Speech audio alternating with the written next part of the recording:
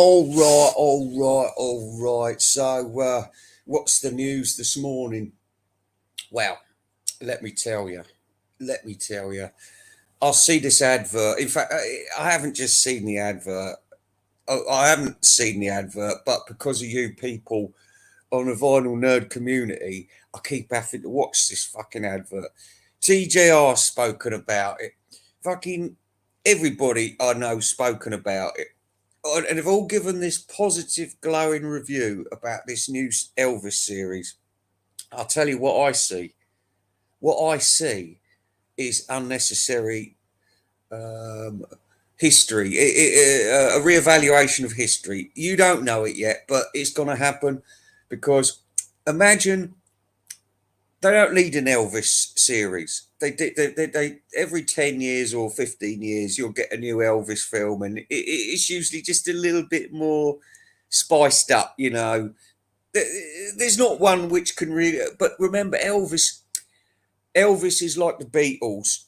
A lot of people make a lot of money off of these bands and these people. So you've got to remember, there's a lot of people they want to try and keep these people in the spotlight in some way or another. Now, I think Elvis is about on his last legs because, he did good. What was it, the early 2000s when they started streaming all the stuff and everything. And he got a couple of number ones in Britain, plus Little Less Conversation. So there was all that. But then that wore off. It wore off. But it was clever from his management to do something like that because the Beatles, they could have gone down the same road and did something far more exciting with their unreleased bullshit, but they didn't. They just got clunky producers in, and the results on Anthology, you saw it. It's the Beatles' last two singles. We will forget them forever. We will. And you can't even call them Beatles singles. It's just a couple of crappy John Lennon tracks. But anyway, back to the Elvis thing.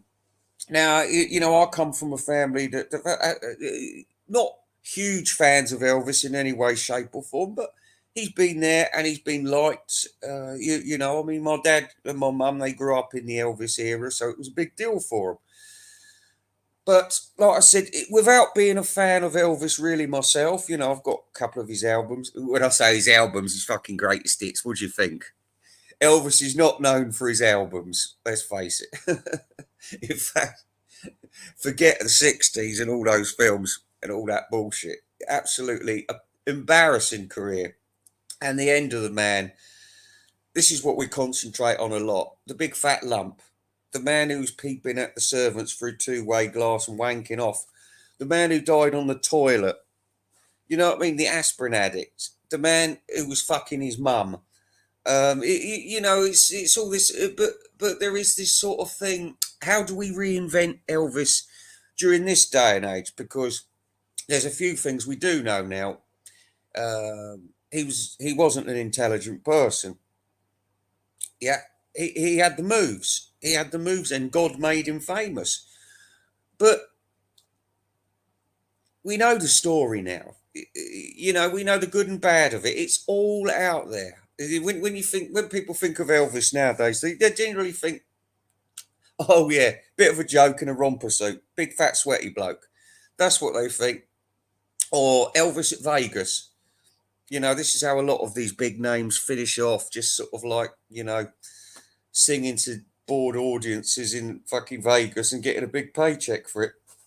It's not nice. It's not nice. It's like a graveyard for performers. And it's not good for an audience either, just to get a wheel up a bunch of old cunts. But anyway, that's how he finished his days. Pretty pathetic. But what they have done is in the 80s, I remember they did revitalise the Elvis thing a little bit, and a couple of films come out. We had the musical, and we had Elvis. There was two or three of them I remember, and there was one series. I think this is why it doesn't need to be remade. There was one series in the about 1990, I think, called Good Rockin' Tonight. I remember it very well at the time because I was enjoying it. I enjoyed the series. It gave me everything I want. A bit like John and Yoko, a love story. It's not really the truth, and it's all been bent to fit the narrative, but an enjoyable watch nevertheless.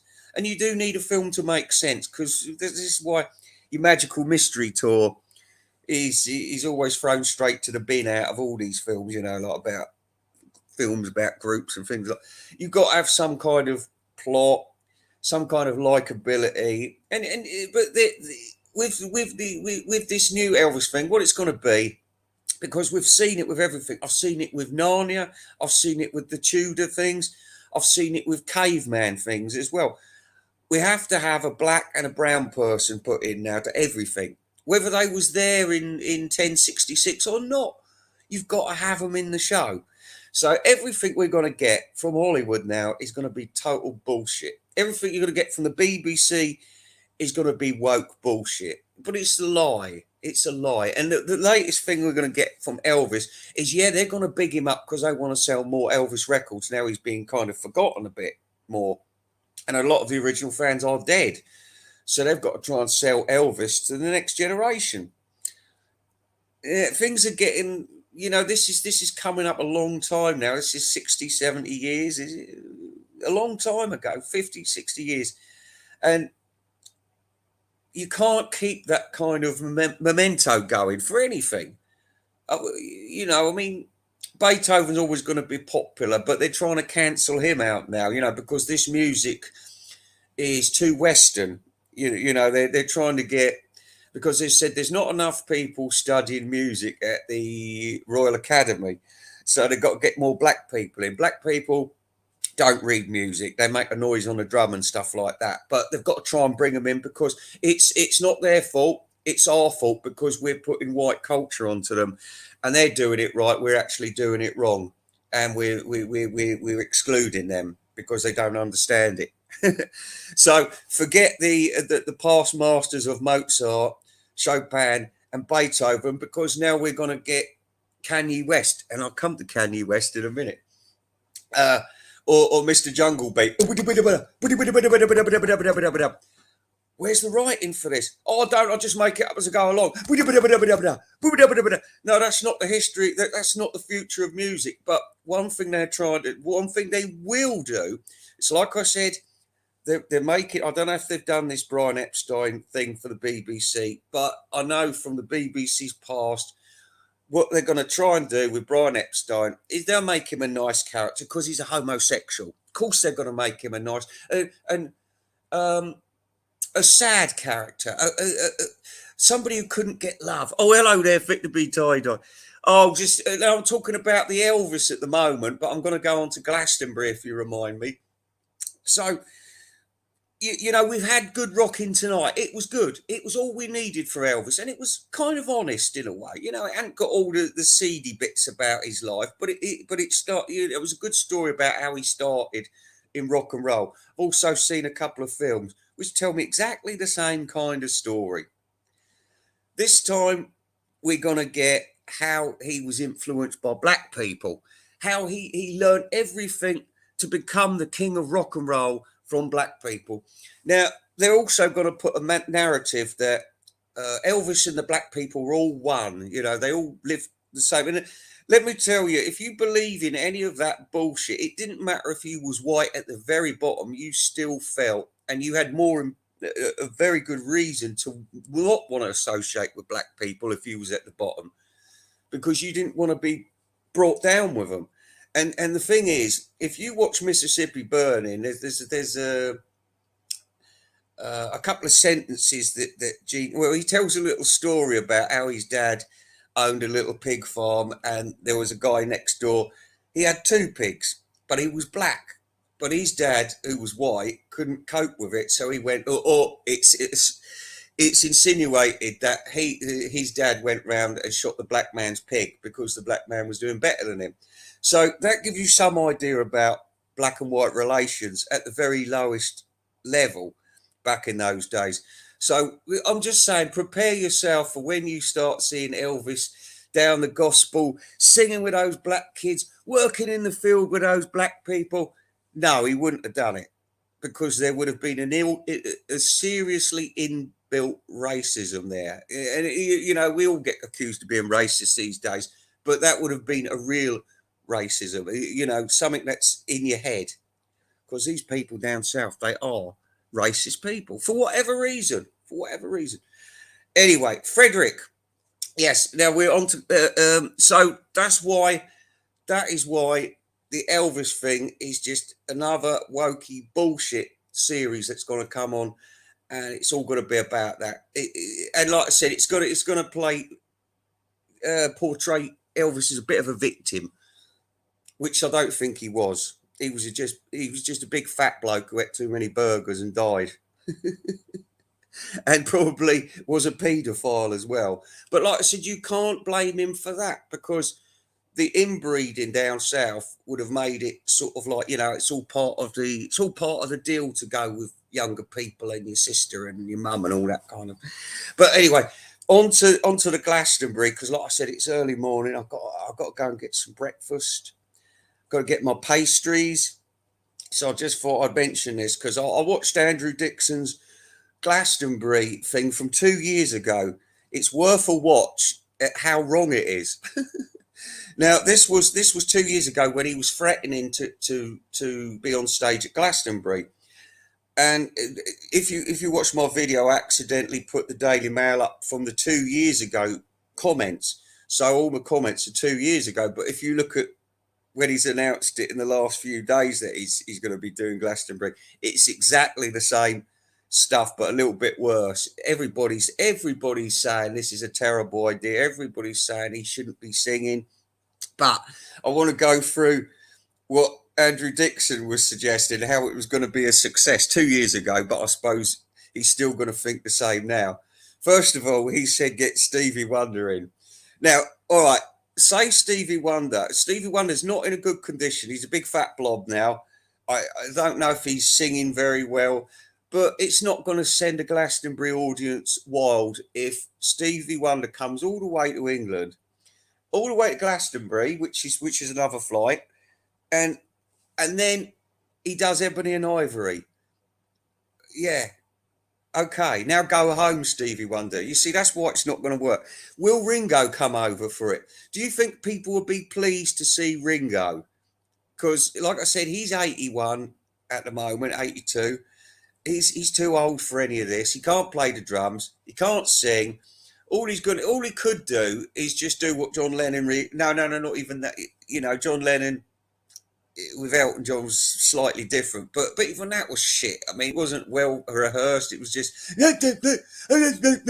so that's the sort of quality you'll get music wise. Macca will not want Ringo on the stage with him, not even as a buddy, because he's not going to help him musically in any way, and also he wouldn't want he wouldn't want his thunder being stolen. And also, there's always been this sort of bitchiness. Like, you remember at the Grammys, George was trying to get the people to go on stage. And I don't blame Macca for this. Hang on a minute. Jeff Lynne, George Harrison, Ringo Starr, and now we want you, Paul. No, fuck off. I'm the leader of the Beatles now. You come when I beat the drum. And they wouldn't do that either. So if they want to be childish about it, that's their problem. But what was the other one? Oh, get Kanye West on or Rihanna. And I'm thinking to myself, well, hang on. How is he going to sing a song with Kanye West? Because from what I gathered, that those Rihanna and Kanye West songs, they don't. You can't even hear Paul McCartney in them.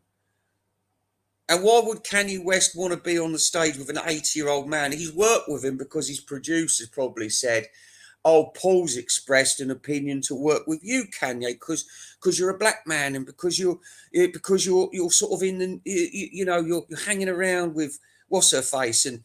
And you're in the news. So, yeah, Paul wants to be a part of it. And that's all it is. Rihanna, she was pretty big on the, a few number ones and everything. Of course, I want to work with you, Rihanna, because I want to be relevant. Forgetting these duets and these working together with people, why would anybody want to be sharing the limelight with Paul McCartney as a special guest star? So it's total stupidity. Also, he's talking about the songs that he wants him to sing. No, okay. Everyone's moaning about Helter Skelter and how he fucked it all up real bad, right? So you can't do anything that's slightly powerful. Now, if I were going to a Paul McCartney gig, ideally, if the man could sing, and we're talking, well, let's go back to 1977 or something. Go to about 1977. All Paul McCartney's going to do a gig, and I can choose all the records I want him to hear. Some of them are going to be a bit noisy and a bit boisterous. You know, they're not. I don't want to go there and hear Blackbird. I don't even think he can fucking sing Blackbird, though, can he? So, you know, I don't want to go there.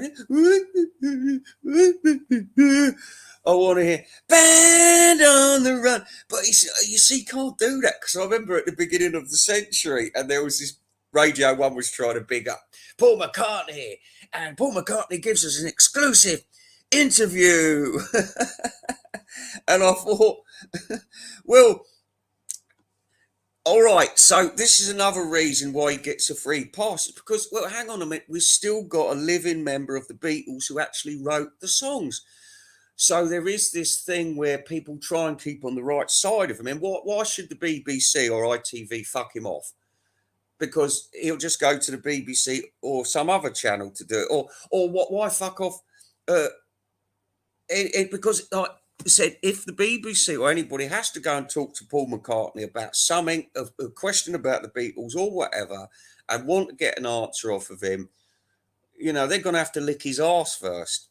And if they've been giving him bad headlines, they can't. But I think they will this time, because it's just, you know, the people have spoken. The media are trying to cover up that he's really bad at the moment, but the people know. The people who've been to Glastonbury saw it before, and they thought it was pretty bad in 2004.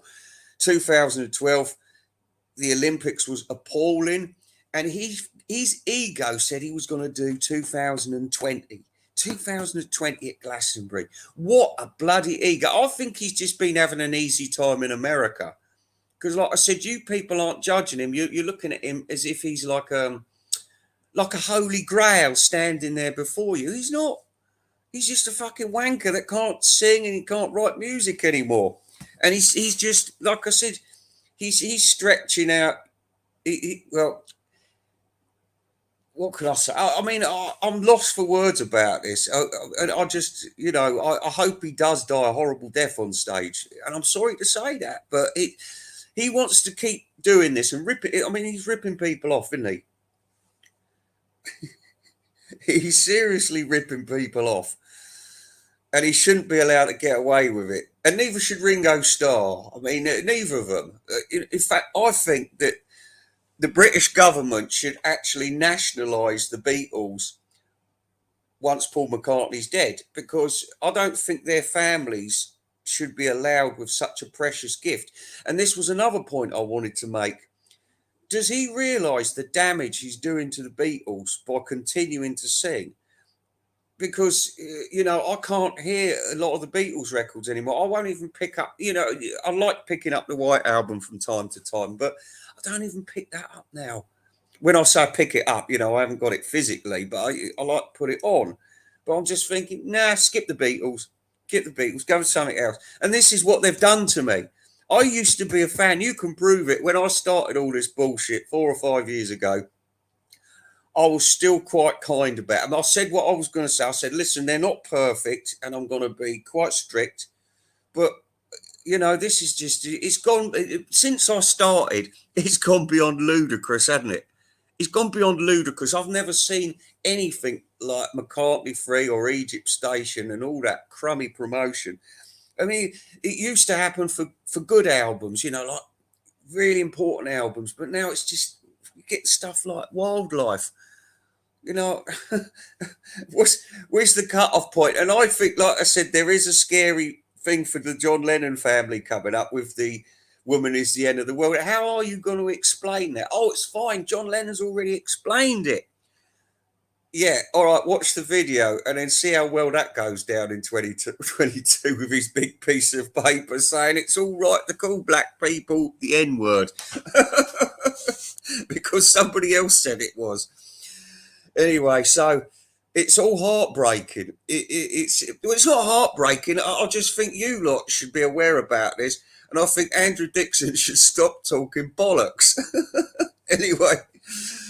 Like I said, if you don't believe what crap he was talking, check out about his Glastonbury and what he thinks should be Paul McCartney can do to save it, which won't save it because it's some of the worst ideas I've ever heard. You're so out of touch, Andrew Dixon. I knew you was an idiot, and I've been proved right.